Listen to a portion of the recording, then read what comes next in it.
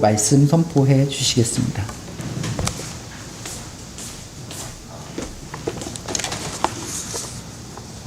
할렐루야. 네. 먼저 어려운 시기에도 불구하고 말씀을 전할 수 있도록 배려해 주신 목사님과 또 당회 성도님들께 감사의 말씀을 드립니다. 저희 아내가 시댁에 내려갈 때면 늘 아이들에게 하는 말이 있습니다. 얘들아, 우리 시골 간다. 그러면 아이들이 이렇게 묻습니다. 엄마, 멀어? 라고 합니다. 그러면 아내는 기다렸다는 듯이 할아버지 댁은 지방이라 엄청 오래 걸려라고 합니다. 그 말이 운전을 하고 있는 제 귀에 들려올 때면 제가 발끈합니다. 여보, 포항은 경북에서 가장 큰 도시야. 포항시, 나 태어날 때부터 시였어. 그러면 아내가 이렇게 작은 목매는 말로 에이, 그래봤자 지방인데 뭐. 제가 더 할 말이 없습니다. 그렇게 시골에서 서울로 상경한 제가 신대원 다니면서 첫 사역지로 사역을 했던 곳이 바로 이곳 청운교회였습니다. 모든 것이 서툴렀던 제가 아동부 교육전도사로 당시에는 부목사님이셨던 고목사님과 함께 목회를 배우면서 참 재밌게 그렇게 사역을 했었습니다. 오늘처럼 저녁 예배가 끝나면 조금 늦은 시간이었지만 목사님, 전도사님들과 다 같이 햄버거도 먹고 닭도리탕도 먹고 여러 가지 먹으면서 이 이야기 저 이야기 나누었던 참 좋은 기억들이 있습니다. 이제는 목사로 선교사로 새 아이의 아빠로 10년 만에 다시 이 자리에 서게 되니 참 감격스럽고 또 한편으로는 좀 떨리기까지 합니다. 하나님께서 부족한 종을 통해서 이 시간 하나님께서 여러분에게 주시고자 하시는 그 말씀의 은혜를 나누는 반가운 여러분들과 나누는 좋은 시간 되기를 소망해 봅니다. 잠시 아마 저희 가정에 대해서 궁금하실 텐데 저희 가정에 대해 말씀드리면 저는 2017년까지는 서울과 인천에 있는 교회에서 부목사로 그렇게 교회를 섬겼습니다. 그런데 본래 제가 하나님께 목회자로 부름받을 때에 하나님께서 선교의 비전을 주셨다는 그 마음의 확신이 있었습니다. 그래서 하나님께서 선교의 길을 열어주시면 언제든지 나가려고 마음을 먹고 있었습니다. 그러던 중에 미얀마로 총회 파송 선교사를 모집한다라는 그 공고를 보고 한편으로는 에이 설마 되겠나 하는 마음으로 교회 허락을 구하고 덥석 지원을 하게 되었는데 그렇게 파송을 받게 된 것입니다. 다행히도 결혼 전부터 저의 이 선교 비전을 아내와 함께 공유해 왔기 때문에 큰 어려움 없이 선교 훈련을 받고 2018년 1월에 미얀마로 들어가게 되었습니다. 2018년, 2019년 2년 동안은 언어 기간으로 미얀마 말과 또 그곳의 문화 또 환경 그것들을 적응하는 시기를 보내면서 시간이 날 때마다 또 사역지를 탐방하고 선임 선교사님들을 도와서 또 함께하는 협력 사역을 해왔습니다. 그리고 미얀마에 들어간 지 2달도 되지 않은 그때에 또 막내 셋째도 주시는 하나님의 기쁨도 맛보았습니다. 그렇게 미얀마에서의 삶을 살게 되는데 사실 제가 선교를 머리로만 알고 있던 그 얕은 그 지식은 미얀마에 제가 도착하는 첫날에 다 깨어지게 되었습니다. 하나부터 10까지 전부 다 여러분이 무엇을 상상하든 그 이상이었습니다. 그리고 어느 정도 시간이 지나서 돌아보니 저희가 그렇게 잘 모르고 간 것이 전적인 하나님의 은혜였음을 고백하게 되었습니다. 아내도 지금은 농담처럼 이런 거 다 이것저것 다 알았다면 미얀마로 안 갔을 것 같다라고 이야기하곤 합니다. 아무튼 그렇게 2년의 적응 기간을 끝내고 작년 초에 마음에 두고 기도하던 한 빈민 지역에 구제와 교육 선교를 진행하고 있던 찰나에 갑작스럽게 이 코로나 소식이 들려왔습니다. 처음에는 좀 그러다가 말겠지. 한 주만 기다려보자. 2주만 더, 한 달만 더. 그러다가 미얀마도 코로나가 너무 심해진 겁니다. 모든 일상이 다 스톱되고 삶 속에 여러 가지 제약들이 생겨났습니다. 관공서가 문을 닫고 은행이 문을 닫고 학교가 폐쇄되고 그러면서 저희는 어쩔 수 없이 3개월이 넘는 시간을 집에서만 그렇게 보내야 했습니다. 이제 미얀마에서는 더 이상 비자를 연장할 수 있는 길이 없어서 총회 선교부에 허락을 구하고 작년 여름에 잠시 일시 귀국하게 되었습니다. 원래는 들어오면서 8주 정도의 일정을 계획하고 들어오게 되었는데 그러면서 왕복으로 비행기 표를 다 예매하고 들어왔는데 코로나가 장기화되고 미얀마의 쿠데타까지 일어나면서 오늘에까지 이르게 되었습니다. 코로나가 장기화되고 그렇게 이러한 일들이 생기면서 그럼에도 불구하고 하나님은 여기 머무는 동안에 다행스럽게도 이달에 미얀마 입국 허가를 내주시고 또 비자를 받게 하셔서 8월 31일 날 다시금 미얀마로 들어가게 되었습니다. 그렇게 전혀 계획이 없던 1년 정도의 한국에서의 긴 시간을 보내는데 올 초쯤인가 부모님 댁에서 그렇게 재작년에 방영을 했던 드라마를 보고 있는데 그 드라마에서 여주인공이 하는 그 대사가 제 마음에 탁 와서 부딪히는 겁니다. 그 대사는 이런 거였습니다. 어제는 멀고 오늘은 낯설며 내일은 두려운 격변의 시간을 우리가 지나가고 있다. 여러분 무슨 드라마인지 다 아시죠? 실제로 우리는 어제의 일로 오늘이 설명이 안 되는 그러한 현재를 살아가고 있습니다. 평생 경험을 쌓아왔는데 그 경험으로 코로나로 인해 발생되고 있는 오늘의 현상을 우리가 다 이해할 수 없습니다. 그러니까 오늘이 낫습니다. 그러니까 내일이 두려운 삶을 우리는 살고 있습니다. 친구들과 얼굴을 맞대고 서로 안부를 묻고 편하게 커피 한 잔 마시던 그 일이 먼 옛날 일처럼 느껴집니다. 온 가족 친지가 함께 모여서 왁자지껄 그 시끄러웠던 그 시절이 왜 그렇게 그리운지 모르겠습니다. 그 와중에 직장을 잃어버리신 분들, 가게 문을 닫아야 하나 걱정을 하는 분들, 혹시 감염이 되면 어떡하나 노심초사하며 하루하루 사업장을 유지해 가시는 분들, 그런 분들도 있습니다. 취업을 하려고 몇 년을 준비했는데 그 직종 자체가 없어질지도 모른다는 그 소리에 좌절하고 낙담하는 우리 젊은이들. 하루아침에 군부에 의해서 민주주의 체제와 그리고 모든 자유를 강탈당한 미얀마 국민들. 어떻게 살아야 되나? 가정의 변화, 정서적인 문제, 경제적 기반과 인간관계의 틀 자체가 완전히 변하는 세상에서 과연 하나님의 사람들은 어떤 가치관으로, 어떤 원칙으로 살아가야 하나? 성경은 여기에 대해서 우리에게 뭐라고 말씀하고 있는가? 여러분, 이런 고민을 갖고 성경을 보게 되면요, 의외로 오늘과 다른 그 두려운 삶을 하나님은 준비시키고 있는 회복의 메시지로 가득한 것을 보게 됩니다. 오늘 여러분이 읽은 구약 예레미야서는 예루살렘의 멸망을 앞두고 선지자 예레미야가 예언한 말씀입니다. 예레미야는 이스라엘 백성들을 향해서 멸망한다 하니 이스라엘 백성들은 싫어합니다. 그런데 그들은 회개하지 않은 채 멸망으로 달려가는 그 걸음을 멈추지 않습니다. 오히려 선지자를 핍박합니다. 그런데도 핍박받으면서도 예레미야는 멈추지 않고 오늘 이런 말까지 하고 있습니다. 29장 4절과 5절입니다.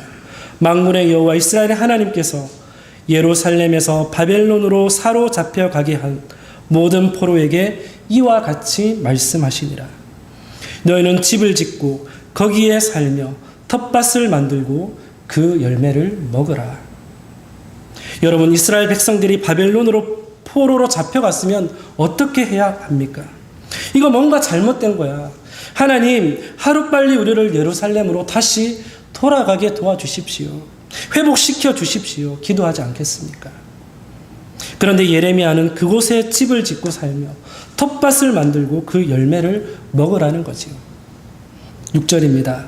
아내를 맞이하여 자녀를 낳으며 너희 아들이 아내를 맞이하며 너희 딸이 남편을 맞아 그들로 자녀를 낳게 하여 너희가 거기에서 번성하고 줄어들지 아니하게 하라. 여러분, 싱글 청년이 바벨론으로 포로로 끌려갔는데 할아버지 할머니가 될 때까지 거기 살아야 될 거야 라고 말씀합니다. 계속해서 7절에 너희는 내가 사로잡혀 가게 한 그 성읍의 평안을 구하고 그를 위하여 여호와께 기도하라. 이는 그 성읍이 평안함으로 너희도 평안할 것입니다.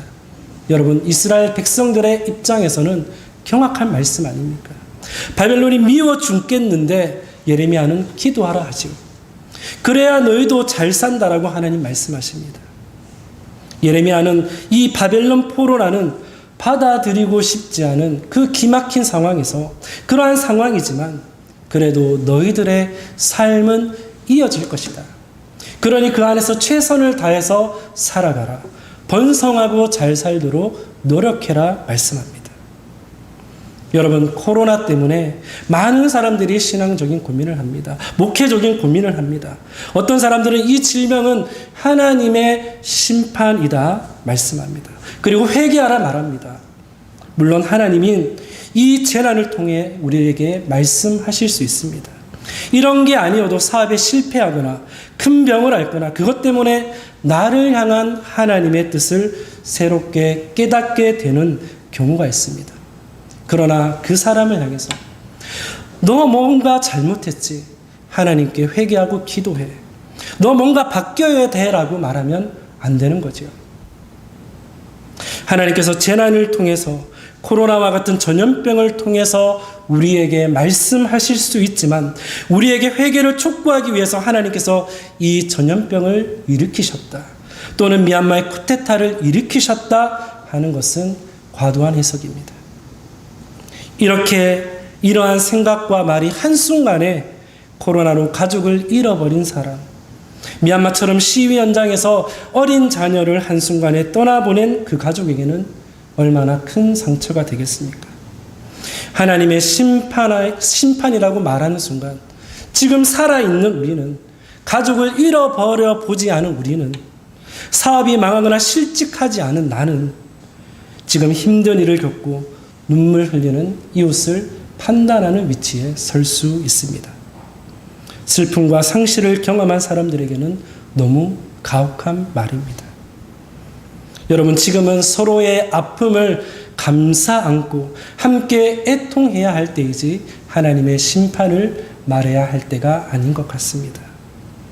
최근에 읽은 하나님과 팬데믹이라는 책에서 저자 톰 라이트는 코로나를 맞아서 우리가 어떤 죄를 생각해내서 뭐가 죄일까? 그걸 찾아서 그 죄를 회개하면 하나님이 이 상황을 풀어주실 것이다 라는 것은 틀린 신학이라고 말합니다. 그러면서 저자는 이렇게 말합니다. 성경은 오직 그리스도를 통해서만 모든 계시가 하나님이 우리에게 알려주고 싶으신 모든 것이 결정적으로 완전하게 드러났다고 말합니다. 예수 그리스도의 십자가를 통해서. 물론 우리는 이 시대를 바라보고 회개해야 합니다. 하나님은 다양한 사건들을 통해서 우리에게 회개의 기회를 주실 수 있습니다. 그러나 그리스도의 십자가만큼 더 효과적이고 강력한 회개의 촉구는 없습니다. 우리가 전염병의 참상을 보고 그 답답하고 불편한 가운데 왜 이런 일이 우리에게 생깁니까? 비통한 마음으로 하나님께 물을 수는 있지만 진정 우리가 회개해야 한다면, 가장 강팍한 죄인이 회개해야 한다면 전염병 앞에서가 아니라 오직 그리스도의 십자가 그늘 아래인 줄 믿습니다. 그래서 하나님이 그리스도의 십자가 외에 우리를 깨닫게 하려고, 회개시키려고 전염병을 보내거나 그것 때문에 전쟁이나 기근을 일으키실 거라는, 그렇게 해야 하나님이 뜻하시는 바를 전달하실 수 있다는 것은 잘못된 신학입니다. 그래서 신약 성경을 보게 되면 재난을 대하는 태도가 구약과는 많이 다른 것을 보게 됩니다.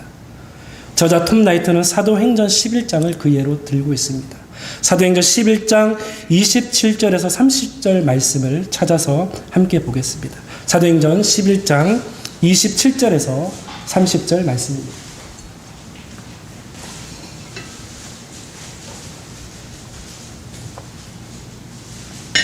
네, 사도행전 11장 20절에서 30절 말씀 한 목소리로 함께 봉독하겠습니다. 그때에 선지자들이 예루살렘에서 안디옥에 이르니 그 중에 아가보라 하는 한 사람이 일어나 성령으로 말하되 천하에 큰 흉년이 들리라 하더니 글라우디오 때에 그렇게 되니라. 제자들이 각각 그 힘대로 유대에 사는 형제들에게 부조를 보내기로 작정하고 이를 실행하여 바나바와 사울의 손으로 장로들에게 보내니라. 아멘. 여러분, 한국은 그나마 이 코로나 방역 선진국이라 코로나의 아픔과 고통이 상대적으로 덜 느껴지지만 세계적으로 얼마나 많은 사람들이 코로나로 인해서 목숨을 잃고 있는지 모릅니다. 미얀마만 해도 현재 미얀마에서 코로나 양성 판정을 받게 되면 병원에서는 정부는 그 환자에 대해서 입원을 공식적으로 거부하고 있습니다. 우리나라 질병관리청 행정과는 반대되는 행정을 취하고 있습니다. 현재 일일 확진자 수는 공식적으로는 5,000명, 비공식적으로는 2만 명이 넘습니다. 하루 사망자 수가 2,000명이 넘을 만큼 매우 심각한 상황임에도 치료를 받을 병원이 없습니다. 약국의 약은 이미 사재기로 다 동이 났고 특히 호흡기 질환이나 폐렴까지 번진 사람들이 많이 늘어났는데 이 자가 호흡이 되지 않으니까 오매불망 그렇게 산소를 구하려고 산소통을 구하고 있는데 아마도 이마저도 일반 시민들까지도 그렇게 아픈 시민들까지도 시위대로 규정해버리는 이 군부가 오히려 산소 공급을 금지하고 몇 개의 군부가 정한 충전소만을 이용하도록 만들어버렸습니다.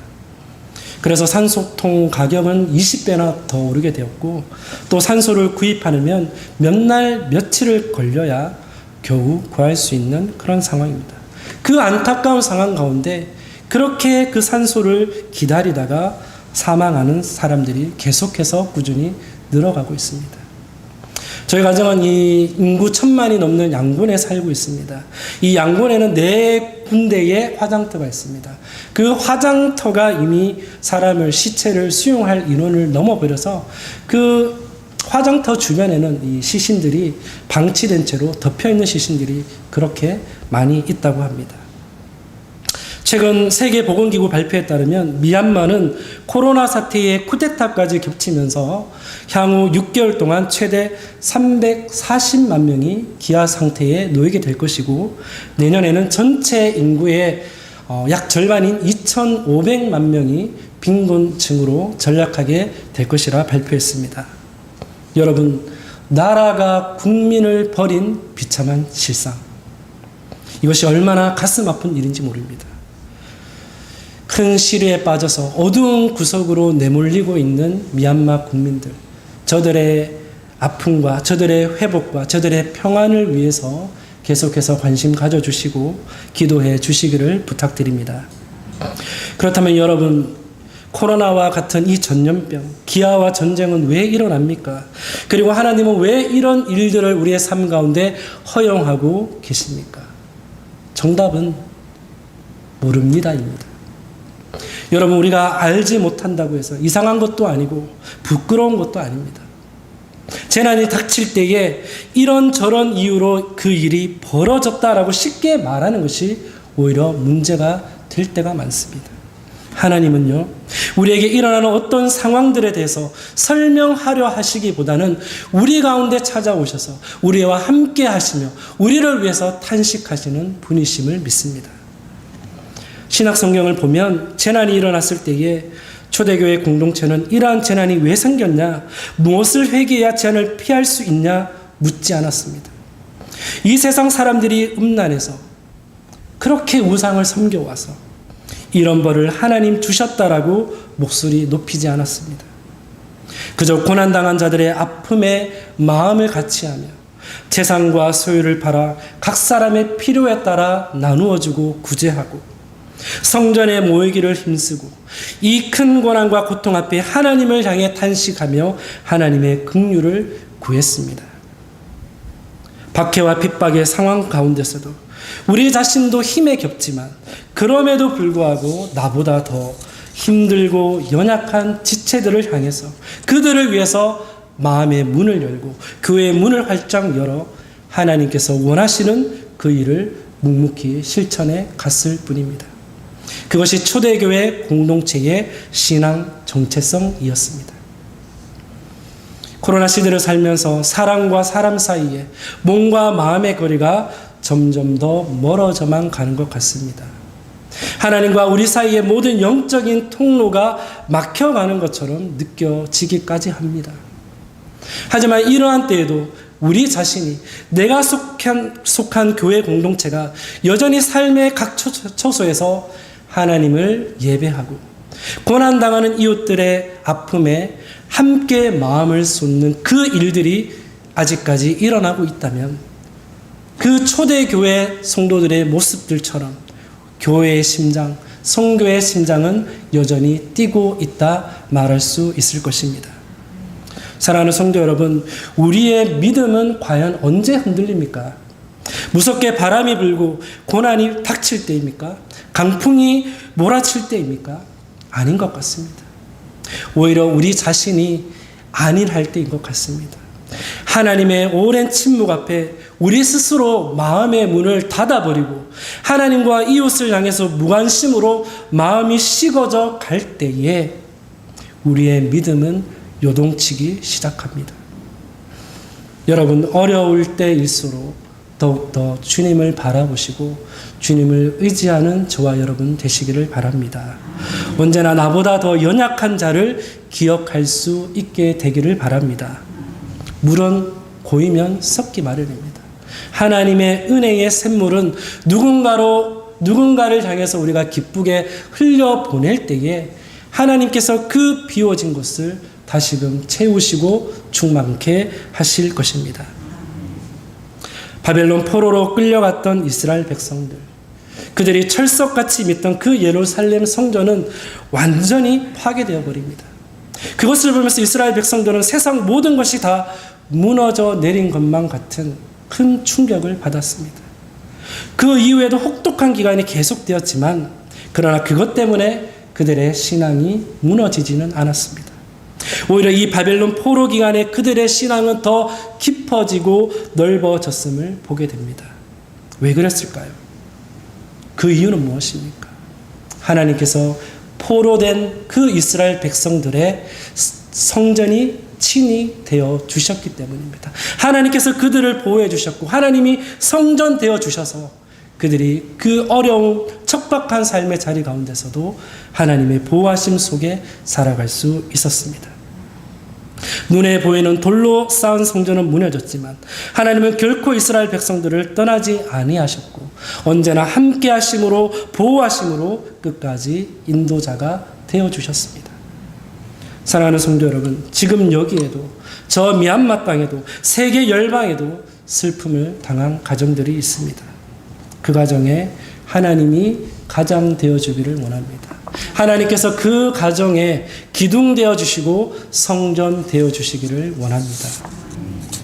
바벨론의 포로로 잡혀간 사람들, 오늘 우리가 두 번째로 읽은 본문인 성경의 다니엘은 성전이 없는 시대를 살아야 했습니다. 예루살렘 성전이 다 회파된 후에 다니엘은 포로로 끌려왔습니다. 자신의 동족인 유다 백성들은 그 악한 왕의 통치 아래서 온갖 핍박과 착취를 당하였습니다. 그런데 여호와의 이름이 땅에 곤두박질치는 그 상황 속에서도 다니엘은 하루에 3번 꼬박꼬박 예루살렘을 향하여 기도했다라고 성경은 기록합니다. 그것이 정치적인 문제가 되었습니다. 기도하는 것 때문에 죽게 되었습니다. 그런데 타협하지 않습니다. 양보하지 않습니다. 기도의 자리를 목숨보다도 중요하게 여겼습니다. 여러분, 우리의 삶의 자리 가운데 성전이 없어진다는 것은요, 분명히 신앙의 위기임에 틀림없습니다. 그러나 다니엘은 오직 하나님만이 이 땅의 통치자가 되신다는 여호와 절대신앙, 그 가운데 끝까지 기도의 자리를 고수하며 일상에서 예배하는 사람이었기 때문에 그 어려운 상황 가운데서도 승리할 수 있었습니다. 아마도 다니엘은 오랜 동안 침묵하시는 그 하나님을 향해서 하나님, 만약 이 환난의 환경 역시도 하나님께서 허락하신 것이라면 하나님이 이루시고자 하시는 그 일을 행하시고 이루시옵소서라고 기도했을 것입니다. 이제 자신들이 할 수 있는 일은 아무것도 없다라는 것을 인정하고 모든 주권을 여호와 하나님 손에 맡기고 하나님께서 속히 우리 민족의 구원을 위하여 일하여 주시기를 간절히 구했을 것입니다. 결국 다니엘의 이러한 신앙의 결단들, 연약한 자들을 향한 그러한 헌신과 섬김이 많은 사람들에게 도전을 주었습니다. 절망에서 인생을 포기하라고 했던 유다 백성들을 옳은 대로 인도하는 하나님의 일, 즉 하나님의 선교에 쓰임받게 된 것입니다. 이처럼 포로 시대에도, 아니 오늘 이 순간에도 하나님의 구원 역사는 신실한 믿음의 그 한 사람을 통해서 계속해서 이어져 가게 될 것입니다. 이것이 바로 하나님이 친히 우리의 성전이 되어 주시겠다는 언약의 성취입니다. 말씀을 정리합니다. 제가 선교 훈련 받을 때에 교수님께서 이런 말씀을 하셨습니다. 최선교사, 절대로 선교 이민자로 남지 마세요. 어쩔 수 없이 등 떠밀려서 선교지에서 억지로 인생 사는 사람이 되어서는 안 됩니다. 라고 말씀하셨습니다. 그러면서 하시는 말씀이 선교사는 하나님의 부르심, 소명을 그때그때 잘 확인해야 한다라고 하시는 겁니다. 선교사는 선교지에서 마지막으로 다시 선교사로서 제 소명을 확인하게 된다라고 하셨는데 제가 그 당시에 강의를 들을 때는 이게 도대체 무슨 말인가 잘 이해가 안 됐습니다. 그런데 선교지에 나가서 그곳에 살다 보니 이제 조금 그 말이 이해가 됩니다. 선교사는 선교지에서 하나님의 그 마지막 부르심 앞에 어떻게 반응하는가에 따라서 이도 저도 아닌 선교 이민자로 남게 될지 아니면 하나님의 선교의 기쁨으로 동력하는 하나님이 세워 가시는 선교사가 될지 결정이 납니다. 저는 지난 1년 동안 한국에서 시간을 보내고 미얀마로 들어가기 직전인 이 시점에서 다시금 하나님의 부르심 앞에 서 있는 것만 같습니다. 여러 가지 상황이나 그 현실들을 바라보면 사람들의 그 목소리에 귀 기울이고 있노라면 제 마음과 발걸음이 무거운 것이 사실입니다. 그러나 이러한 제 마음과는 상관없이 그럼에도 불구하고 여전히 미얀마 땅을 사랑하시며 지금 이 순간에도 일하고 계시는 하나님, 그분의 구원 계획 가운데 저희를 하나님의 선교에 초청하신 그 소명 앞에 다시 한번 하나님, 저에게 순종의 마음을 주십시오. 그렇게 간구하게 됩니다. 사랑하는 성도 여러분, 이처럼 저희 가정은 하나님께서 찾으시는 미얀마의 잃어버린 한 영혼을 하나님께로 되돌리기 위해서 선교사로, 여러분들은 각자의 삶의 자리에서 저 세상을 향해서 지금도 다름질하고 있는 누군가를 예수께로 이끌어 많은 사람을 옳은 대로 돌아오게 하는 선한 인도자요 선교사로 부름받은 줄 믿습니다. 비록 우리는 부족하지만, 비록 우리는 연약하지만 우리의 약함을 이미 알고 계시는 그 하나님, 우리가 그분의 부르심 앞에 억지 순종이라도 순종만 한다면 약함을 통해서도 넉넉히 세상을 이기고 변화시키셔서 구원의 역사를 써내려 가실 것입니다.